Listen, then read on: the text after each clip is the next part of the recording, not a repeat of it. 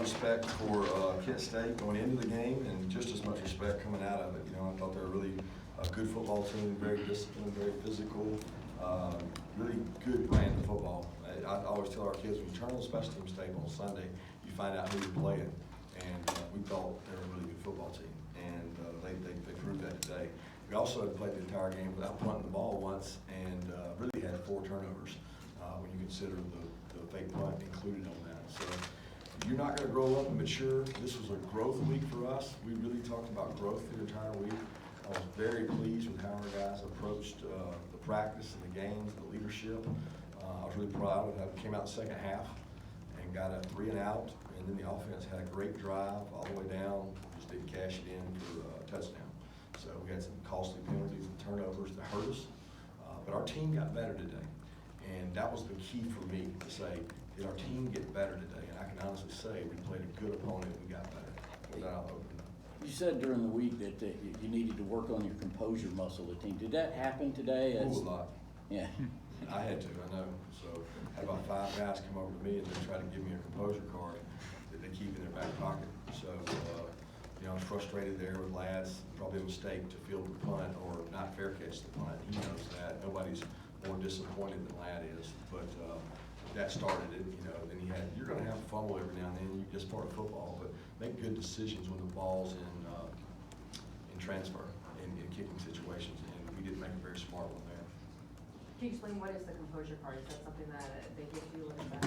Oh, we have to keep our composure card in our back pocket, so we can apply it anytime we want. And we work and exercise that muscle all the time, and it hasn't happened this year. It got to happen several times today, and I thought the kids got to flex that muscle and use it. You don't get a muscle stronger without using it, right? So we certainly got to use it today. I probably need to work on mine for sure. How'd you feel like your conditioning held up in the first 4-quarter football game? I was good. I mean, we worked really hard Monday, Wednesday, sometimes even Thursday with the conditioning level. It was probably a little hotter out there than maybe the players expected. I think they went into it thinking it was going to be cool, but there wasn't a lot of shade, and I thought that they had a lot of guys go down banged up with injuries, and we came out of it pretty good. Who do you attribute the slow start and uncharacteristic turnovers for you guys in the first half? I didn't think we had a slow start. We didn't punt, so when you don't punt, it's hard to say you had a slow start. Defensively, we did some good things, forced some guys out. I think you attribute it to playing a good football team. You know, games aren't easy.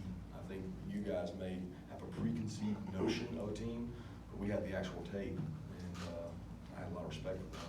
I really didn't think we started slow. I thought we kicked some field goals, or we need to score touchdowns. Kirby, what was your impressions of Bear Alexander and some of the other guys with Jalen out? Well, I can't. I had to see it. You know, like I saw he made the play, batted the ball, and there were times I didn't even know he was in there. I knew he played more snaps today. He practiced his best week of practice this week, so we felt like he was going to be able to play more snaps. And we thought that if they drove the ball on us and they went tempo, we would need to play more guys. And Trey did a good job rotating those guys through. And Bill Norton got to play a few more snaps today, so that was good. We're increasing our depth. What do you say to Lad when he's having such an uncharacteristic game? Just that I love you. No, I was upset with him there. Really, I was more upset after the punt, not the fumble, because the fumbles happened, but the punt was more decision. You know, the fumble was something else, but there's nobody that feels any worse than Lad, right? And we need Lad. If we're going to go where we need to go. Lad's a big part of our offense. He's a big weapon for us.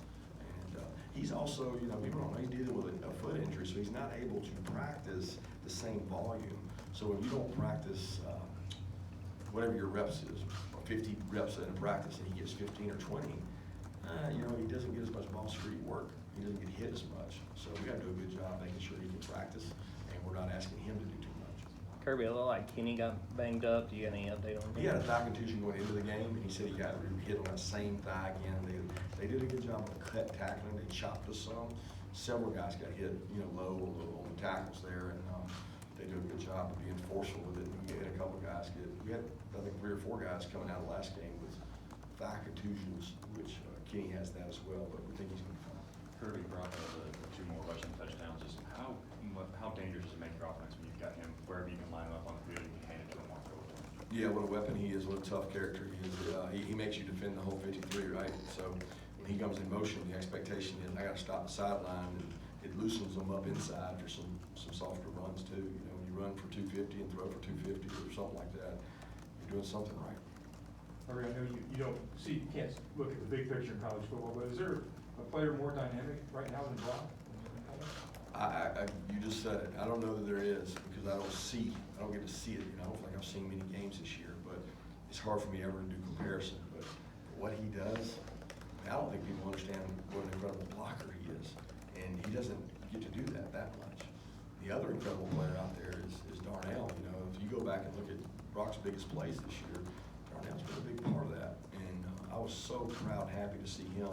You know, the first play of the game, he's wide open, and the play was to go to him. And Stetson took a shot, being aggressive, and Darnell was there. The very next play, Brock gets a touchdown, and Darnell celebrated.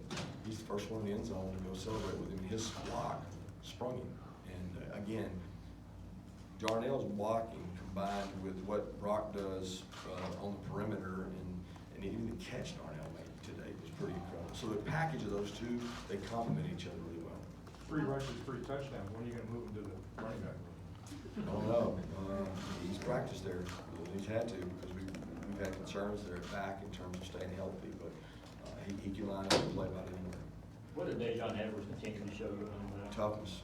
I mean, he's the one guy now consistently that breaks tackles. He's hard to tackle, he's low to the ground, he's like a ping pong in there and just keeps going. I thought his run game really came through for us in the end when we knew we had to run the ball. They knew we had to run the ball.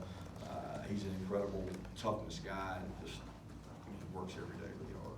Where would you like to see your defense improve from this game, you know, giving up only 10 points in the first 3 and then 22 in this one? Where can they grow? A lot of places to improve. Same places we've improved when we gave up 10 points. You just didn't see it. You know, they did a good job in the RPO game. We didn't leverage the ball properly on the sideline twice. They had 3 first downs at halftime, but we had a slow start. So I take it that we did our job. We just got to keep improving. How many kickoffs has Noah Smith caught this year, and will you be telling him to fair catch the next one? I was holding my breath on that one. I was proud of him because he says that he doesn't have the best hands out there, but he did catch that one, and he even got a little extra return yards. So he'll be showing his kids that one for a long time. He stays out extra and catches kicks each week, so that's why we do what we do. Stetson, first snaps in the fourth quarter of the season, how big was it for this offense to see them get a touchdown on the penultimate drive and then run out the clock there on that final drive of the game? It's good. I still think we need to see a real drive of what's like, we got to go win the game. That was more of a protect the lead maybe kind of drive. But I felt like he played better kind of as the game went on. He had a couple passes that he wishes he had back early. He missed some guys, and that's frustrating for him because he wants to be perfect. You know, we don't ask him to be perfect. We ask him to be the best version of himself. 2 straight weeks, coach, the other team's faking up a punt on you. How concerning is that right now? Well, it ain't concerning. I mean, I'm concerned every week by a fake punt. When you're a heavy favorite, what does the other team think? I got to steal a possession, right? So what do you work on all week?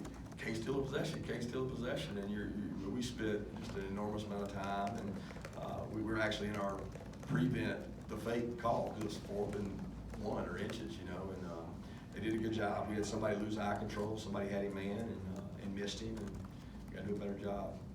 It's unfortunate because the defense deserved to stop there, but we didn't stop him.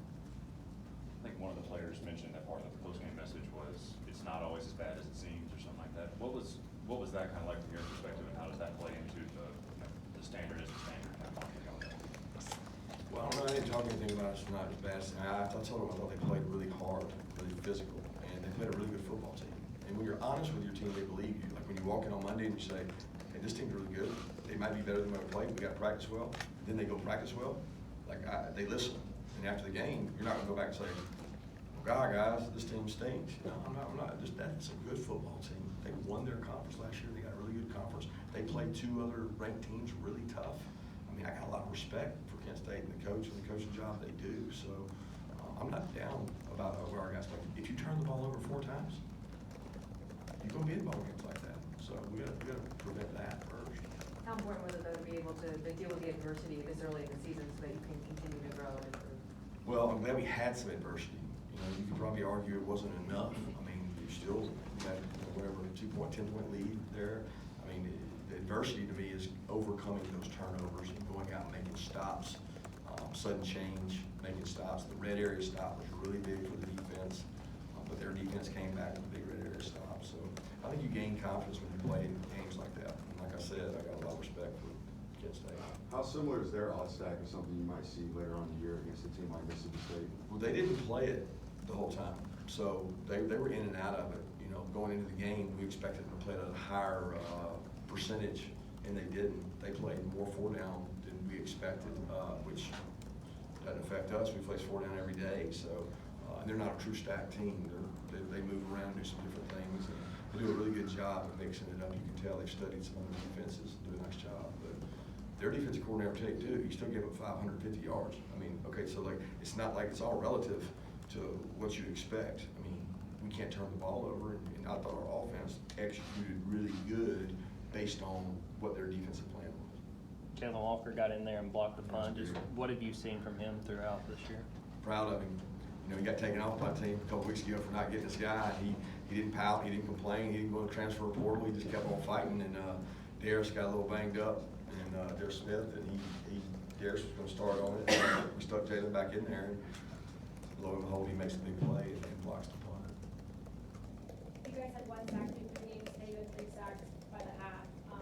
Your players on the game said, like, was it you guys, you had been challenging them to do, or were you happy with the pressure today, and is this a positive takeaway? Well, it's a positive takeaway from the stats, but again, I can't get into stats. They gave us an opportunity to sack them. You know what I mean? Like they dropped back, they had some RPOs. I mean, we haven't had a chance, and they gave us a chance, and we capitalized on it. But I'm not like, we haven't been preaching sacks to our players. We've been preaching fundamentals in execution. Kind of assess Jamon Dumas Johnson's play. I think he had 2 of those sacks, and he had a couple tackles for loss at halftime. Yeah, I tell you, he's practicing really good right now. He's slowly becoming that vocal leader of the unit. He commands respect the way he practices. The walkthroughs before the game, man, I love the way he's maturing, and he's getting more confidence. You know, I don't want to comment on how he played, but it sounds like he played good based on those statistics you just gave. But he practices the right way, so it doesn't surprise me.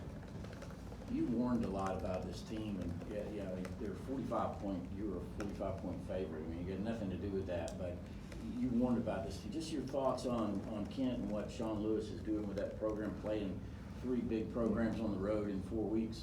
I can't imagine what he's played, and then flip it over, and he's got to go play his conference schedule and do that. They're going to be tough in that conference because of the teams they played. But they're kids play with great toughness and resiliency, and they hit, they strike, they don't run from contact, and that's SEC football. Let's take 2 more questions. Malachi Starks, he's played well the first 3 weeks. There was a couple times where you pulled him over on the sideline and talked to him. What were some of those messages like to him? Just eye control and things. And he's going to be a really good player. I mean, they had some RPOs built into that side of the field, and he had to cover those guys. He got them on the ground. They're tough plays to defend. The way they packaged the plays, did a good job of hitting. I told you, the quarterback is a really good player, and he can throw those balls. And they have 2 wideouts that are going to get drafted. I mean, they're good players. And so I just wanted to give Malachi a chance to mature, want to play Dan, show confidence in him, and continue to play all those guys that play winning football. Michael Williams named up today. So Michael played a good bit. I don't know how many snaps he played, but Michael played. Thanks, guys.